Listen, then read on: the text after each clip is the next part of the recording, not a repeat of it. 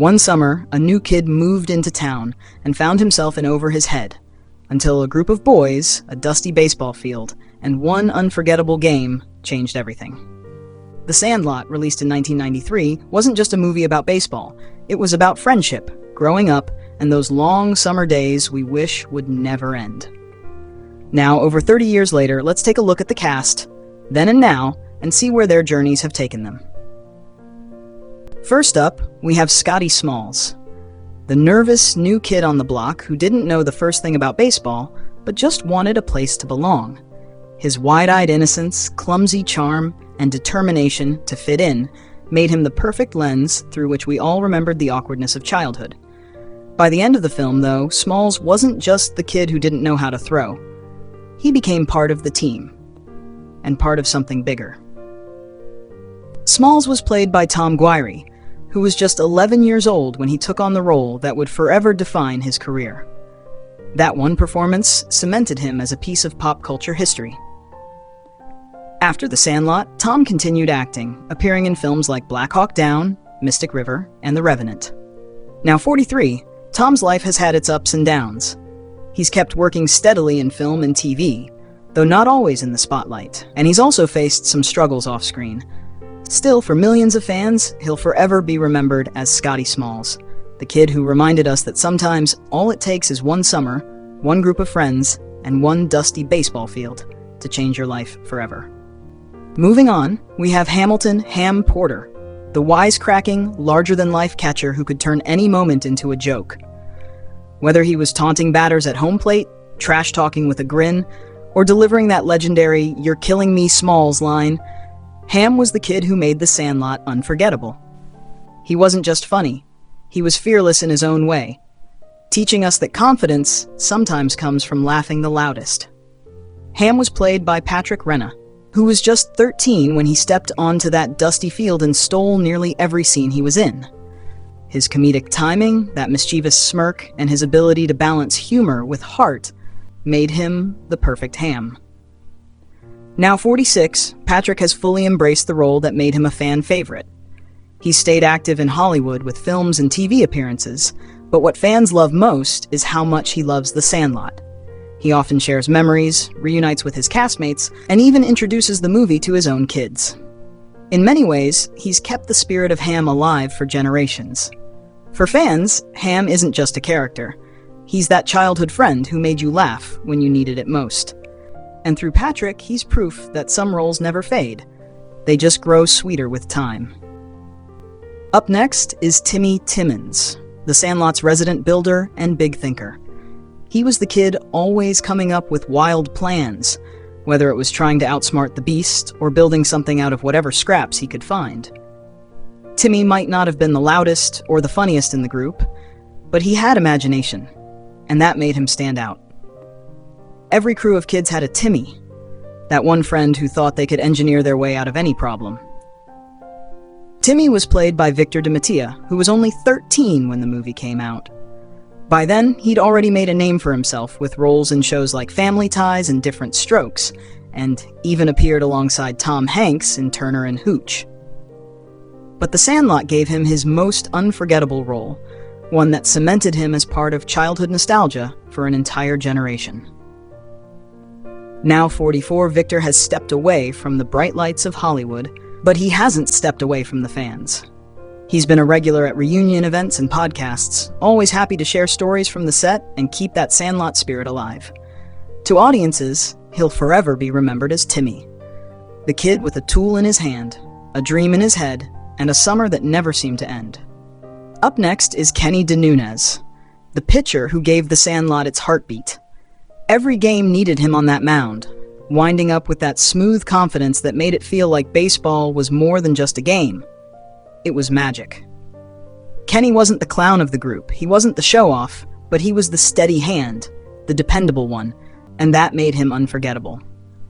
Kenny was brought to life by Brandon Quinton Adams, who by then was already a seasoned young actor. You might remember him skating in The Mighty Ducks, running through haunted hallways in The People Under the Stairs, or even sharing the stage with Michael Jackson in Moonwalker. He had that rare blend of talent and cool that made him stand out, no matter what role he played. Now 56, Brandon has lived a quieter life away from the bright lights of Hollywood, but to fans, he'll always be that kid with the strong arm and calm confidence. Seeing him brings back memories of our own childhood friends, the ones who weren't the loudest but were always there when it mattered most. Kenny wasn't just a character in a movie. He was the kind of friend every kid wished they had growing up. Moving on, we have Michael Squints Palledorous, the mischievous, fast-talking kid with glasses who might not have been the toughest on the team, but he sure had the biggest personality. Squints is remembered for one thing above all, that infamous pool scene with Wendy Peppercorn. With one daring move, faking a drowning just to steal a kiss, he went from awkward nerd to legend among his friends. Squints was played by Chauncey Lepardi, who was only 11 when he made his mark on The Sandlot.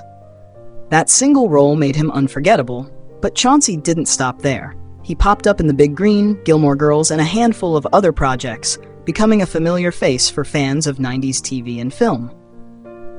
Now 43, Chauncey lives a quieter life outside of Hollywood, though he still embraces the legacy of Squints. He often shows up for fan events, baseball games, and cast reunions, always happy to lean into the nostalgia. Fans still quote his lines back to him, proving that Squints isn't just a character, he's a piece of childhood etched in pop culture forever. For so many people, Squints was relatable. The kid who wasn't the biggest or the strongest, but had the guts to take a chance. And somehow, it worked. And that's why, decades later, he's still one of the most talked about kids from The Sandlot. And then we have Bertram Grover Weeks, the quiet, quirky kid who never needed to be in the spotlight to make an impression. With his round glasses and easygoing nature, Bertram was that friend who kind of did his own thing, but was still an essential part of the crew. He didn't swing the hardest bat or make the wildest jokes, but he brought balance, the calm in a sea of chaos. Every group of kids had a Bertram, the one who was just cool without even trying. Bertram was played by Grant Gelt, who was only 12 when The Sandlot hit theaters. After his time on screen, he appeared in projects like The Client before eventually stepping away from acting. Instead of chasing fame, Grant carved out a successful career in the music and business world, proving that sometimes the greatest stories happen off-screen. Now 45, Grant may not be in front of the cameras anymore, but fans will always remember him for Bertram. Especially thanks to that unforgettable line in the movie, Bertram got really into the 60s and no one ever saw him again. A mysterious, funny ending that only added to his character's legacy. Bertram reminds us that even the quietest kids in our childhood friend groups had their own magic, the kind that sticks with us long after the game is over. Let's talk about Wendy Peppercorn for a minute, because if you grew up watching The Sandlot, chances are she was your very first crush. The way she sat up in that lifeguard chair, twirling her whistle, barely noticing the chaos around her, to a bunch of kids figuring out life, she was like a summer dream come to life. And let's be real, we all kind of were Squints for a second, hopelessly in love with someone way out of our league, willing to do something ridiculous just to get noticed. Wendy was played by Marley Shelton, who was just 18 when she stepped into that iconic red swimsuit. She couldn't have known that one role would stick with fans for decades. But it did, because it wasn't just about Wendy being the pretty lifeguard. It was about that universal feeling of being young, awkward, and completely mesmerized by someone who made your heart race. Now at 51, Marley Shelton has built a steady career in Hollywood with movies like Pleasantville, Never Been Kissed, and Scream. She's also a mom, which adds another layer of sweetness when you think about how fans still remember her as the girl who made us all believe in summer crushes. For so many of us, Wendy Peppercorn isn't just a character. She's a memory of being young, innocent, and swept up in those first butterflies of love. And then we have Michael Palledorous, the kid who couldn't say a single sentence without tossing in his signature, yeah. He was loud, fast-talking, and always ready to back up his friends, even if half the time he didn't really think things through. But that's what made him so relatable. We all knew a yeah growing up, that one buddy who talked big, acted tough, but had a heart of gold underneath it all. Played by Marty York, he was just 13 when The Sandlot came out. and his wild energy made him unforgettable. But his story after the film wasn't as picture perfect. He stepped away from acting for a long time and faced some tough struggles in his personal life, including an accident that nearly cost him everything. Yet, like Yaya himself, Marty showed resilience, slowly rebuilding his life and even finding his way back to the screen years later. Now at 46, Marty connects with fans at conventions, still hearing people shout, "Yeah, yeah," across the room, proof that some childhood roles never fade. For those who grew up with The Sandlot, he's not just a character. He's a reminder of summer days, scraped knees, and that one friend who made everything feel like an adventure. Up next is Benny the Jet Rodriguez, the kind of kid we all wished we had as a best friend growing up. He was fearless on the field, but more than that, he had a big heart. When Smalls was the awkward outsider who couldn't even throw a ball, Benny didn't laugh or walk away. He reached out, handed him a glove, and gave him a chance. That moment, simple as it was, is something a lot of us can relate to. That one friend who believed in us when nobody else did. Benny was played by Mike Vitar, who was just 14 at the time. For a lot of kids watching, he wasn't just a character. He was a hero. He ran faster than anyone, hit harder than anyone, and carried the kind of confidence we all wanted to have. But behind the charm, it was his kindness that made him unforgettable. Mike's real life took a different path. After The Sandlot and the Mighty Ducks sequels, he stepped away from Hollywood. Instead of chasing fame, he chose a life of service as a firefighter in Los Angeles, a job that requires the same kind of courage Benny showed when he risked everything to grab that baseball signed by Babe Ruth. Now 46, Mike Vitar keeps a low profile, but to fans, he'll always be the Jet. And maybe that's fitting, because in life, just like in The Sandlot, it's not about being the loudest or the flashiest. Sometimes, it's about being the one who runs ahead and shows everyone else what's possible.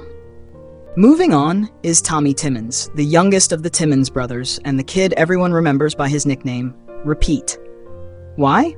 Because he copied just about everything his big brother Timmy said. It was such a simple gag, but it made him instantly lovable and gave the Sandlot crew some of its funniest moments. Tommy didn't need to be the star. His wide-eyed innocence and constant echoes made him unforgettable. Tommy was played by Shane Obudzinski, who was only 10 years old when The Sandlot hit theaters. Even though his role was small compared to the rest of the gang, his performance had that perfect little brother charm.